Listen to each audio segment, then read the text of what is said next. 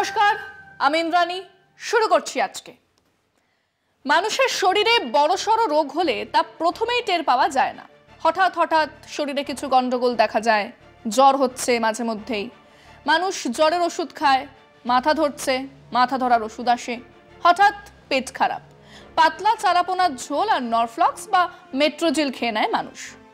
বহু পরে জানা যায় এক জটিল অসুখ দেহে বাসা বেঁধেছে বহুদিন, এবং যখন জানা যায় তখন আর বিশেষ কিছুই করার থাকে না। কিছুদিন পরে খই ছড়ানো হয়, বল হরি হরি বল। এবং এইখানেই মানুষ আর সরকারে বড্ড মিল। আমাদের এই বাংলার দিকেই তাকান। কংগ্রেসের সরকার ভাঙছে গড়ছে করতে করতে 1972-এর সিদ্ধার্থ শঙ্কর রায়ের সরকার, তারপর তার বিদায়, এবং সেই শেষ কংগ্রেসের সরকার। 1972-এর পর 51 বছর কেটে গেছে। কংগ্রেসের নেতৃত্বে সরকার হওয়া তো দূরস্থান, আপাতত রাজ্য বিধানসভায় কংগ্রেস শূন্য। একইভাবে 1977-এ বাম সরকার এসেছে, একটানা 34 বছর শাসন করেছে। নানান ঘটনা, মরিচঝাঁপি থেকে, বানতলা থেকে, পোটে গুলি চালানো থেকে, ভিখারি পাসওয়ান উধাও, তারপর পাড়ায় পাড়ায় কত শত সামন্ত প্রভুর জন্ম, কারোর নাম দুলাল তো কারোর নাম স্বপ্ন, কেউ কালোদা তো কেউ ভুলোদা। একটা ছোট্ট খবর, দাদা লোকাল কমিটিতে ডেকেছেন, ব্যাস খাওয়া ফেলে ছুটেছে মানুষ। মেয়ের বিয়ে থেকে বাড়ি ভাড়াটে সর্বত্র লোকাল কমিটি, জোনাল কমিটির লম্বা ছায়া। তারপর আমরা 235, ওরা 35 এর হুঙ্কারও শুনেছি আমরা। এসব ছিল ওই ছোটখাটো অসুখ। সিঙ্গুর নন্দীগ্রামের পরে ছবি হঠাৎই বদলে গেল। 2011 থেকে সিপিএম কমছে তো কমছে, আপাতত বিধানসভাতে শূন্য। রাহাত ইন্দোরির কবিতা, जो साहिबे मसनदे हैं कल नहीं होंगे, किराएदार है জাতি মকান থোড়ি হ্যাঁ। যারা বসে আছে সিংহাসনে তারা আজ আছে কাল থাকবে না, ভাড়াটে ওরা, বাড়ির মালিক তো নয়। তো এই সত্য প্রত্যেকে, যে কোনো ক্ষমতায় বসে থাকা দল মানুষ ভুলে যায়। সেটাই বিষয় আজকে। সন্দেশখালি আরো কিছু জরুরি কথা। রাজ্যের নানা প্রান্তে বিক্ষিপ্ত হবে হলেও অশান্তির ঘটনা ঘটছে। শাসক তৃণমূলের বিরুদ্ধে দুর্নীতির অভিযোগ উঠছে। একই সঙ্গে শাসক দলের একাংশের ঔদ্ধত্য প্রকট হয়ে পড়ছে। অনেক ক্ষেত্রে শাসক দলের নেতা বা জনপ্রতিনিধিদের জীবনযাপন নিয়ে প্রশ্ন উঠছে। রাতারাতি বিপুল সম্পত্তির মালিক হয়ে যাচ্ছেন দলের একাংশ। স্বভাবতই আর্থিক দুর্নীতি আর অভিযোগের স্তরে নেই, তা চাক্ষুষ করছেন সাধারণ মানুষ। মানুষের ওপর অত্যাচারের ঘটনাও বিরল নয়। পুলিশ প্রশাসনও সর্বত্র সক্রিয় ভূমিকা নিচ্ছে এমন বলা যাবে না। উল্টে শাসকের হয়ে পক্ষপাতিত্বের অভিযোগ উঠছে। বেশ কিছু ক্ষেত্রে আদালত পর্যন্ত জল গড়িয়েছে। স্বভাবতই মিডিয়ায় শিরোনাম হচ্ছে ওইসব ঘটনা। রাজ্য সরকারের নানাবিধ আর্থসামাজিক উন্নয়নমুখী প্রকল্প রূপায়ণের সাফল্য ঢাকা পড়ে যাচ্ছে শাসক দলের একাংশের দুষ্কর্মে, যা সর্বশেষ দৃষ্টান্ত সন্দেশখালি। রাজ্য জুড়ে এত শত ঘটনা, অথচ তৃণমূল নেতৃত্ব কি আদৌ তাকে আমল দিতে চায়? শাসকের আচরণে অনিবার্য হয়ে উঠছে এই প্রশ্ন। 2011-তে কংগ্রেস তৃণমূল জোট, সঙ্গে বাংলার তথাকথিত বুদ্ধিজীবীদের এক বিরাট অংশ, এমনকি বামপন্থীদেরও এক অংশের প্রচ্ছন্ন সমর্থনে মমতা ব্যানার্জির নেতৃত্বে রাজ্যে রাজনৈতিক পালাবদল হয়। ভুল করে হলেও যে মাওবাদী কিষাণজি মমতাকে মুখ্যমন্ত্রী হিসেবে দেখতে চেয়েছিলেন, তিনি প্রথম বলি হন। তারপর থেকে বহুবার রাজ্যের বহু জায়গায় বহু ঘটনা আমরা দেখেছি, দেখছি, যা মানবাধিকার নিয়ে প্রশ্ন তুলেছে, পুলিশের বাড়াবাড়ি নিয়ে আঙুল তুলেছে, দলের মাঝারি স্তরে কিছু নেতার ঔদ্ধত্য, তাদের ঢালাও দুর্নীতি নিয়ে প্রশ্ন উঠেছে, দলের ওপর তলার নেতাদের দুর্নীতি নিয়েও প্রশ্ন উঠেছে। এসবের মাঝে মাঝে সরকার কি ভালো সিদ্ধান্ত নেননি, ভালো কাজ করেননি? করেছেন বই কি। সে তো বাম আমলেও ভূমি সংস্কারের মতো কাজ হয়েছিল, শিক্ষা নিয়ে শুরুতে ভালো কাজ শুরু হয়েছিল, দরিদ্র মানুষ তার অধিকার নিয়ে সচেতন হয়েছিলেন। সে তো কংগ্রেস আমলেও দুর্গাপুর হয়েছে, সল্টলেক বা কল্যাণী হয়েছে, কিন্তু তার জন্য তো সরকার পড়েনি। অসুখ ঢুকেছে শরীরে। সবচেয়ে বড় অসুখ হলো অসম্ভব উদ্ধত মাঝারি নেতারা, যারা এলাকার মানুষের কাছে ত্রাস হয়ে ওঠে, যারা প্রশাসন আর পুলিশের মদত নিয়ে এক একজন এলাকার শেষ কথা হয়ে ওঠে, যারা দলকে ব্যবহার করে অপার সম্পত্তি বানিয়ে ফেলে। এবং মজার ব্যাপার, এরাই সরকার বদলের পরে অনায়াসে জার্সি বদলে অন্য জার্সি পরে টিকে থাকে। বাম জমানাতে এই মাঝারি নেতারা অনেকেই ছিল পুরনো কংগ্রেসি জামানার মাস্তান। তারা এলাকা এলাকাতে ইনক্লাব স্লোগান দিয়ে জার্সি বদলে তাদের রাজত্ব বজায় রেখেছিল।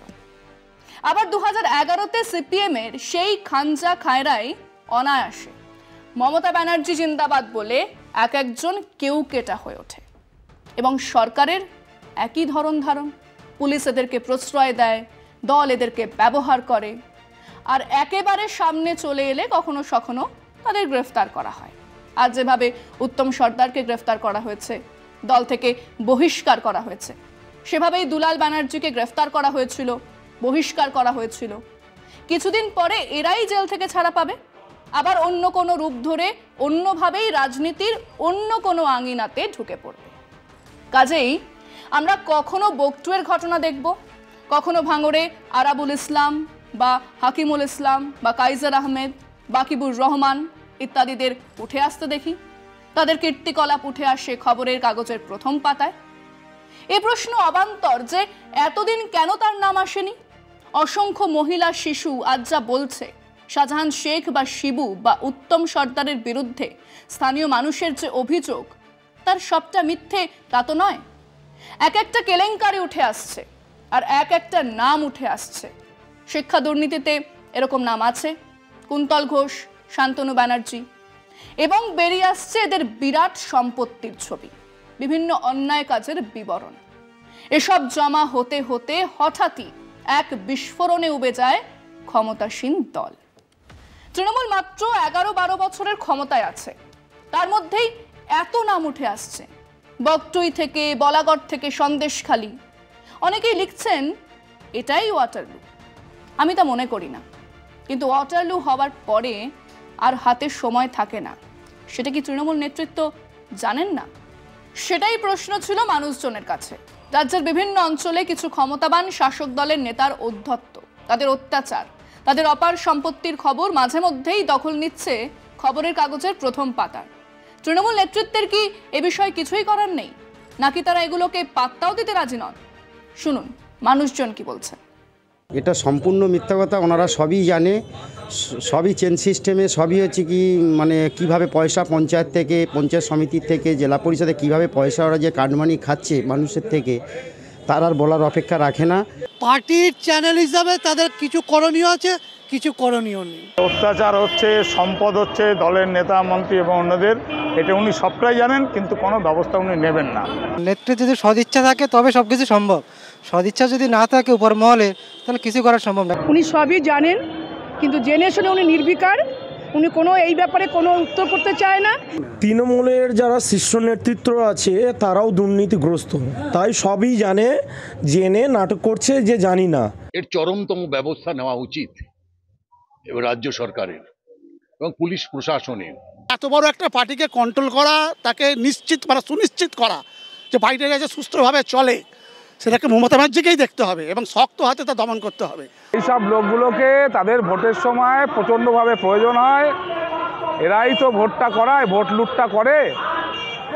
সেই জন্যই মনে হয় যে তৃণমূল কংগ্রেস জেনেও চুপ থাকে। এই শাসক দল কি জানে না যে এখানে এই এত জমি জমা ইয়ে করে এত সম্পত্তি কোথা থেকে আসছে? নিশ্চয়ই ওদের স্বার্থ আছে, নিশ্চয়ই ওখান থেকে মোটা টাকা পাচ্ছে বলেই আজকে এই অবস্থা। সবই জানে ওরা, ওপর নেতৃত্ব সব কিছু জানে। ওরা যে তোলাবাজি করছে, নিচু তলা থেকে ওপর তলা পর্যন্ত একদম চেন ওয়াইজ এই পুরো তাদের হপ্তাহ পুরো ওপরে চলে যায়। পাত্তাই দিচ্ছে না, আর কি বলবো। আর সম্পত্তির থেকে বেশি যে পাপগুলো হচ্ছে, এটাকে সভ্য দেশে কি এটা শোভনীয় আছে বলুন? দলের মধ্যে থেকে এই ধরনের বিভিন্ন দুর্নীতিমূলক কাজের সাথে কিংবা হিংসার সাথে যুক্ত হয়, দল নিশ্চিতভাবে তাদের প্রতি ব্যবস্থা নিচ্ছে। মানুষ মানে যাকে রাজনীতির ভাষায় জনতা জনার্দন বলা হয়, যে মানুষের রায় শেষ পর্যন্ত ইন্দিরা গান্ধীকেও গদি ছাড়তে হয়, অমন শক্তপোক্ত বামফ্রন্ট হেরে ভূত হয়ে যায়। সেই জনতা খানিক কৃষ্ণের মতো, তার সামনে শিশুপাল অন্যায়ের পর অন্যায় করে যায়। একটা সময়ের পরে কিন্তু কৃষ্ণ হাতে অস্ত্র তুলে নেন, শিশুপালের মুন্ডুটাই খসে যায়। জনতা জনার্দনও একটা কথাও ভোলেন না, হিসেবে সব থাকে। সীমা পার হলে 235 শূন্য হয়ে যায়। শাসকেরা এই ইতিহাস ভুলে গেলে তাদের জন্য শূন্যই বরাদ্দ থাকে। আজকে এ পর্যন্তই। দেখতে থাকুন কলকাতা টিভি, রাত দিন 7 দিন।